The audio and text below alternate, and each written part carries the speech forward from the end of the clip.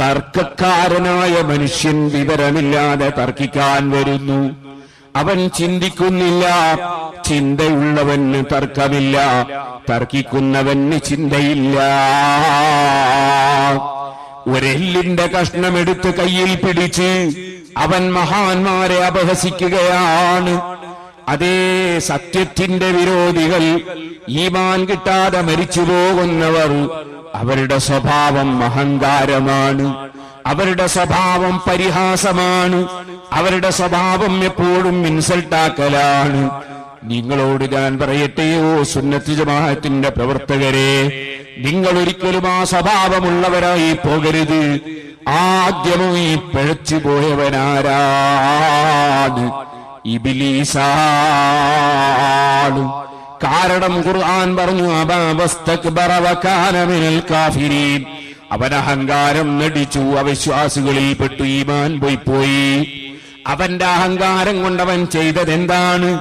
അല്ലാഹു ബഹുമാനിച്ച മഹാനായ നബിയുല്ലാഹി ആദം അലൈഹിസ്സലാമിനെ ഇൻസൾട്ടാക്കി. അതല്ലേ ഖലഖ്തനീ മിൻ നാരിൻ വഖലഖ്തഹു മിൻ തീൻ.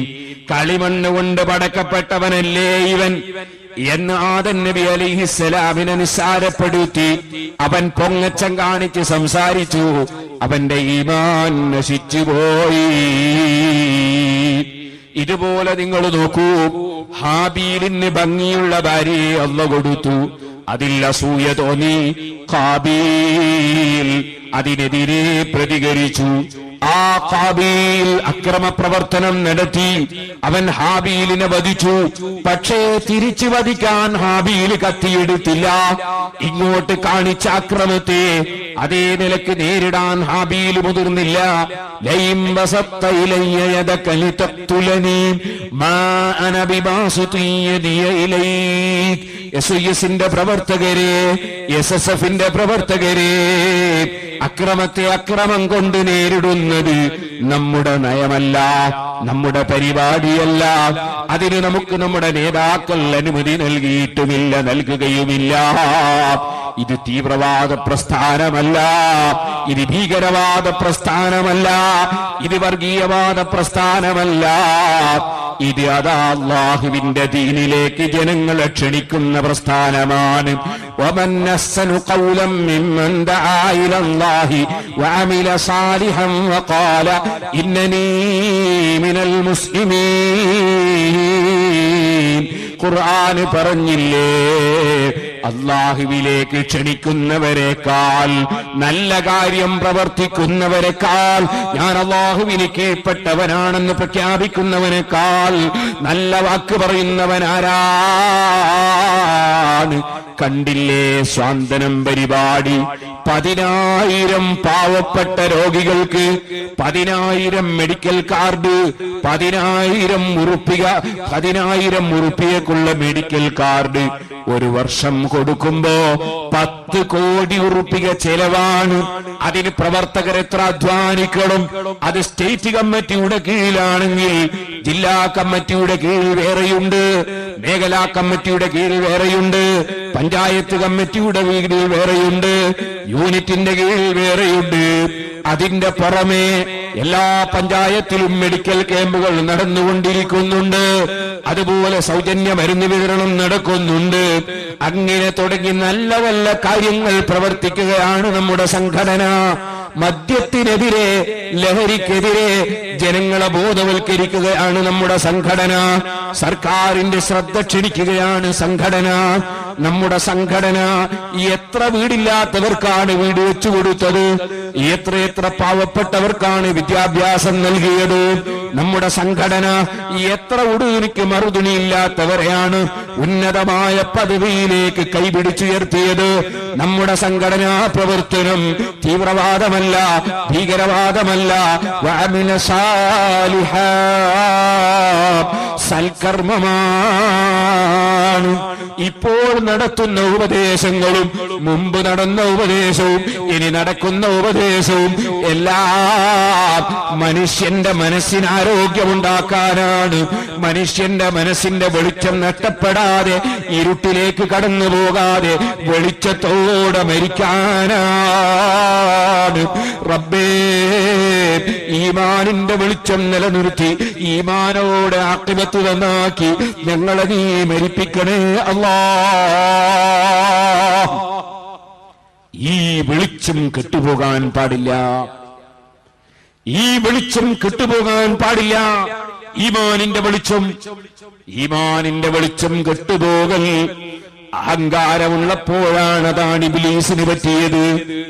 അസൂയ ഉണ്ടാകുമ്പോഴാണ് അതാണ് ഹാബീലിന് അബദ്ധം പറ്റിയത്.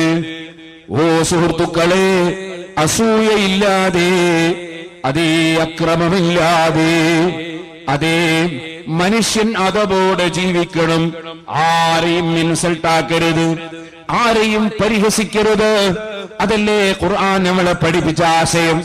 എന്നാൽ ഞാൻ വേദനയോടെ പറയട്ടെ, അഹ്ലുസുന്നത്തി വൽ ജമാഅ അത് എല്ലാവരെയും ആദരിക്കണമെന്ന് പറയുന്ന പ്രസ്ഥാനമാണ്.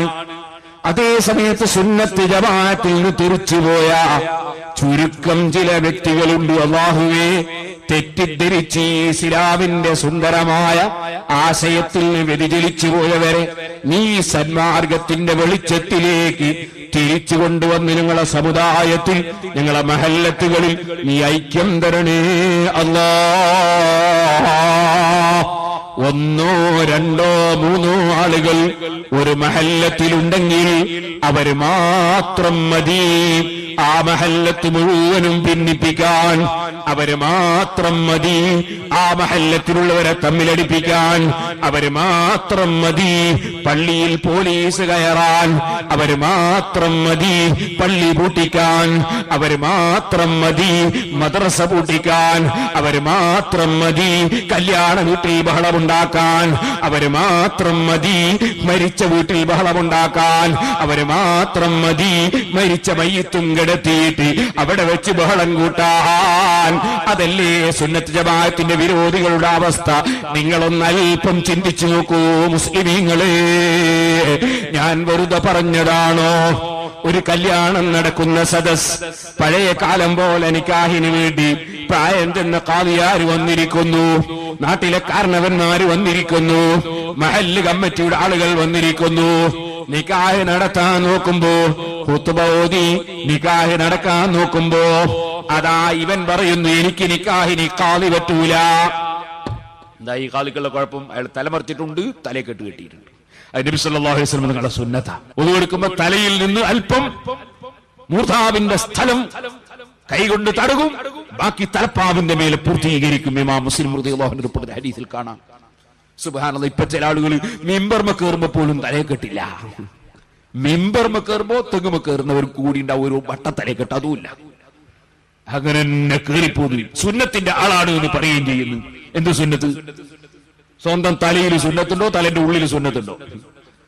സുബ്ഹാനല്ലാഹ്, ഇനി നിങ്ങളൊന്ന് നോക്കൂ. അങ്ങനെ തലമറക്കാത്ത ഒരു വ്യക്തിയുണ്ട്, അയാൾക്കൊന്ന് പ്രസംഗിക്കണം, എന്റെ നിക്കാഹിന് അയാൾ നേതൃത്വം നൽകണം. ഈ കാലിയാര് പറഞ്ഞു, മോനെ എന്റെ ബാപ്പാന്റെ നിക്കാഹ് ഞാനാ ചെയ്ത്, അത് ശരിയായിട്ടില്ല. സുബ്ഹാന ജല്ല ജലാലു. അപ്പോ ഈ കാലിയാര് വളരെ പ്രായമുള്ള 90 വയസ്സുള്ള കാലിയാര്, മോനെ എന്റെ ഉപ്പാപ്പാന്റെ നിക്കാഹ് ഞാനാ ചെയ്ത്, അത് തീരെ ശരിയായില്ല. അതുകൊണ്ടാ ബാപ്പ അങ്ങനെയായി പോയത്. ബാപ്പ മങ്കൂസ് പോലും തോന്നിയില്ലേ, മുഹീദ്ദിമാല ചൊല്ലിയില്ലേ, മുശ്രിക്കായിട്ട് മരിച്ചു പോയില്ലേ. അതുകൊണ്ടാണ് ഇന്നാ ലില്ലാഹി വ ഇന്നാ ഇലൈഹി റാജിഊൻ. ഞാൻ പണ്ട് സ്കൂളിൽ നിന്ന് കേട്ടിട്ടുണ്ട്, എന്ത് ഡാർവിന്റെ പരിണാമ സിദ്ധാന്തം, അച്ചാച്ചൻ കൊരകനാണ് എന്ന് പറയുന്ന സിദ്ധാന്തം, അതിനെയും കൂടി കടത്തി വെട്ടുന്ന സിദ്ധാന്തം. ഡാർവിൻ അച്ചാച്ചൻ നരകത്തിലാണ് എന്ന് പറഞ്ഞിട്ടില്ല. അതേ സമയത്ത് എന്റെ ബാപ്പയും ഉമ്മയും ഉപ്പാപ്പയും നരകത്തിലാണ്, അബൂജഹലിനെ പോലെയാണ് എന്ന് പറയുന്നതിന് ഒരു മടിയുമില്ലാത്ത, സ്വന്തം ജന്മം നൽകിയ ബാപ്പയെ ഇൻസൾട്ടാക്കുന്ന, ഉമ്മയെ ഇൻസൾട്ടാക്കുന്ന, അതിന്റെ അതേ നിക്കാഹിന് കാർമ്മികത്വം നൽകിയ പണ്ഡിതനെ ഇൻസൾട്ടാക്കുന്ന പദ്ധതി നിങ്ങൾ ശരിക്ക് ചിന്തിച്ചു നോക്ക്. ഞാനീ പറയുന്നത് ശരിയല്ലേ? ഇനി നിങ്ങൾ സുന്നത്ത് ജമാഅത്തിന്റെ വിരോധികളെ നിങ്ങൾ എടുത്തു നോക്കൂ. മക്കയിലും മദീനയിലും പോയവരെത്രയുണ്ട് ഈ പ്രദേശത്ത്? ഹജ്ജിന് പോയവരൊക്കെ ഒന്ന് കൈപൊക്കട്ടെ. ഓ സഹോദരന്മാരെ, എത്ര ആളുകളാണ് കൈപൊക്കാനുള്ളത്? എന്നാൽ അവിടെയൊക്കെ ജുമാ നിസ്കാരത്തിന് 2 ബാങ്കല്ലയോ? അവിടെ തറാവീഹ് 20 റക്അത്തല്ലയോ? അവിടെ ഖുത്ബ ഏത് ഭാഷക്കാർക്കും അറബിയിലല്ലയോ? ഏതൊക്കെ ഭാഷക്കാരുണ്ട് കേൾക്കാൻ? എല്ലാവർക്കും ഒറ്റ ഭാഷയിലുള്ള ഖുത്ബയല്ലയോ? ഒരേ ഭാഷയിലുള്ള ബാങ്കല്ലയോ? ഒരേ ഭാഷയിലുള്ള നിസ്കാരമല്ലയോ? 2 ബാങ്ക് കൊടുത്തുള്ള ജുമഅല്ലയോ? അതേ സുഹൃത്തുക്കളെ, അവിടെ എല്ലാം തറാവീഹ് 20 റക്അത്തല്ലയോ? ഇത് മഹാന്മാരായ സഹാബത്ത് നബി സല്ലല്ലാഹു അലൈഹി വസല്ലം തങ്ങളിൽ നിന്ന് പഠിച്ചുകൊണ്ട് നമുക്ക് കാണിച്ചു തന്ന മാതൃകയല്ലയോ? ആ സഹാബത്തിനെ കുറിച്ച് പരിശുദ്ധ ഖുർആനിൽ അല്ലാഹു തആല അതേ ഇംതഹനല്ലാഹു ഖുലൂബഹും ലിത്തഖ്വാ, തഖ്വക്ക് വേണ്ടി അല്ലാഹ് സെലക്ട് ചെയ്തെടുത്ത മഹാന്മാരെന്ന് അല്ലാഹ് പറഞ്ഞതല്ലയോ? ആ സഹാബത്തിനെ പിന്തുടരുന്നവരെ കുറിച്ച് വല്ലദീന തബഊഹും ബിഇഹ്സാൻ, അവരെ പിന്തുടരുന്നവർ റളിയല്ലാഹു അൻഹും അല്ലാഹ് പൊരുത്തപ്പെട്ടവരാണെന്ന് ഖുർആൻ പ്രഖ്യാപിച്ചതല്ലയോ?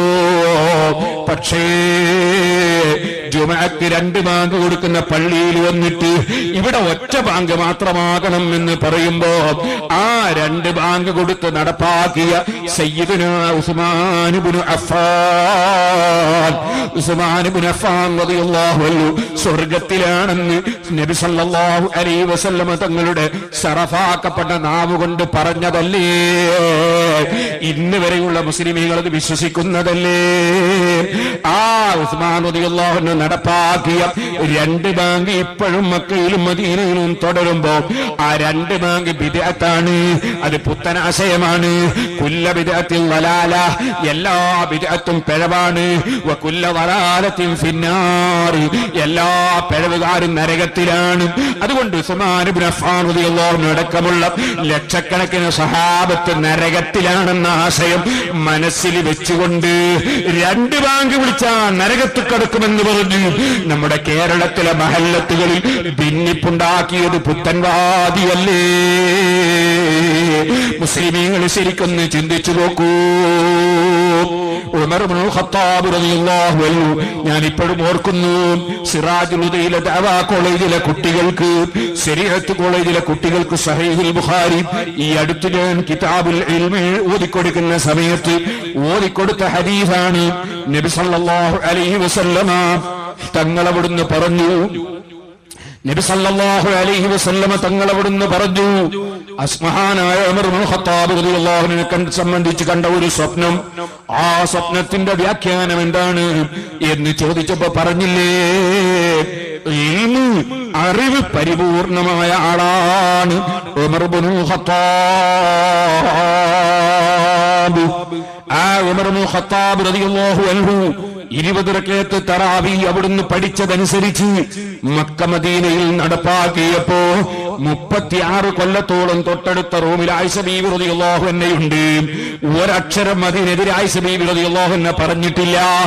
എന്നിട്ട് ആ ആയിഷ ബീവി റളിയല്ലാഹു അൻഹ വിത്ർ നിസ്കാരത്തെ കുറിച്ച്, തഹജ്ജുദ് നിസ്കാരത്തെ കുറിച്ച് പറഞ്ഞ 11ന്റെ ഹദീസ് എടുത്തുകൊണ്ട് വന്നിട്ട് സുബ്ഹാനല്ലാഹ് റിപ്പോർട്ട് ചെയ്ത മാലിക് ഇമാം തങ്ങൾ വരെ 23 റക്അത്ത് 20 റക്അത്ത് തറാവീഹ് 3 റക്അത്ത് വിത്റും മുവത്തയിലെ പഠിപ്പിച്ചപ്പോ അതിന്റെ കൂടെ വേറെയും സുന്നത്ത് കൂട്ടി 36 റക്അത്ത് വരെ നിസ്കരിക്കാൻ അവിടുത്തെ സ്വന്തം കിതാബായ മുദവ്വനയിൽ പഠിപ്പിച്ചപ്പോ ആ ഹദീസ് പഠിപ്പിച്ച മാലിക് ഇമാമിനും ഇമാം ബുഖാരിക്കും ഒന്നും മനസ്സിലായിട്ടില്ല. ഉമർ ഇബ്നുൽ ഖത്താബിന് മനസ്സിലായിട്ടില്ല. ആയിഷ ബീവി പള്ളിയുടെ തൊട്ടടുത്ത റൂമിൽ ഇരുന്നിട്ട് 20 റക്അത്ത് തറാവീഹ് നിസ്കരിക്കുമ്പോൾ സത്യം തുറന്നു പറഞ്ഞിട്ടില്ല എന്ന് വരുത്തുന്ന വിധത്തിൽ മുഴുവൻ സഹാബത്തിനെയും ഇമാമിങ്ങളെയും ഇൻസൾട്ടാക്കിയിട്ട് 8ഉം 11ഉം നിസ്കരിച്ചിട്ട് റമദാൻ ശരീഫിൽ മുസ്ലിം സമുദായത്തിനിടയിൽ ഭിന്നിപ്പുണ്ടാക്കുന്നതും ഈ കക്ഷികൾ തന്നെയല്ലേ മുസ്ലിമീങ്ങളെ? ഇനിയും നിങ്ങളൊന്ന് ചിന്തിച്ചു നോക്കൂ. മഹാന്മാരായ സഹാബത്ത് അതേ പായക്കപ്പലിൽ കയറി ശുദ്ധവെള്ളം പോലും കുടിക്കാൻ കിട്ടാത്ത അവസരങ്ങളിൽ ഉപ്പുവെള്ളം കുടിച്ച് ഇന്നത്തേതുപോലൊരു ടോർച്ച് പോലും കയ്യിൽ പിടിക്കാനുള്ള സംവിധാനമില്ലാത്ത കാലത്ത് അറബിക്കടലിലൂടെ ആയിരക്കണക്കിന് കിലോമീറ്റർ താണ്ടി വന്ന് ഒരു എഞ്ചിൻ ഘടിപ്പിച്ച കപ്പലല്ല, പായക്കപ്പലിൽ കയറി ജീവൻ പണയം വെച്ചു വന്ന് ഒരൊറ്റ മുസ്ലിം ഇല്ലാത്ത കാലത്ത് ഇന്ത്യ രാജ്യത്ത് വന്ന് ഈമാനിന്റെ വെളിച്ചം വിതരണം ചെയ്തപ്പോ, ഇസ്ലാമിന്റെ കർമ്മം വിതരണം ചെയ്തപ്പോ അവരല്ലേ ഇസ്ലാം ദീന് പഠിപ്പിക്കണമെന്ന് ഏറ്റവും ആഗ്രഹമുള്ളവർ, അവരല്ലേ ത്യാഗം ചെയ്തവർ, അവരല്ലേ പ്രയാസം അനുഭവിച്ചവർ. അവരൊരൊറ്റ സ്ഥലത്തും ബാങ്ക് മലയാളത്തിലാക്കിയില്ല, ഖുതുബ മലയാളത്തിലാക്കിയില്ല, നിസ്കാരം മലയാളത്തിലാക്കിയില്ല. കാരണം അല്ലാഹു തആല പഠിപ്പിച്ചൊരു ഇബാദത്ത് മാറ്റാൻ ആർക്കും ഇവിടെ അധികാരമില്ല. അല്ലാഹുവിന്റെ റസൂല് പഠിപ്പിച്ചൊരു ഇബാദത്ത് അത് മാറ്റാൻ ഇവിടെ അധികാരമില്ല. സല്ലൂ കമാ റഅയ്തുമൂനി ഉസല്ലി, ഞാൻ എങ്ങനെ നിസ്കരിക്കുന്നത് കണ്ട് മനസ്സിലാക്കിയോ അതുപോലെ നിസ്കരിക്കണം നിങ്ങളെന്ന് അവിടുന്ന് പറഞ്ഞതല്ലേ. അവിടുന്ന് അറബിയിൽ ഖുതുബോദി അറബിയിലല്ലാതെ നിസ്കരിച്ചിട്ടുണ്ടോ?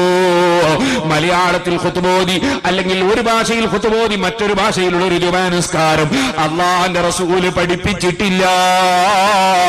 അള്ളാഹുവിന്റെ ദീന് നശിപ്പിക്കണമെന്ന് ആഗ്രഹിച്ച ചില കപട വിശ്വാസികൾ, അവരുടെ ക്ലാസ് കേട്ട് പെട്ടുപോയ കുറെ സാധാരണക്കാരുണ്ട്.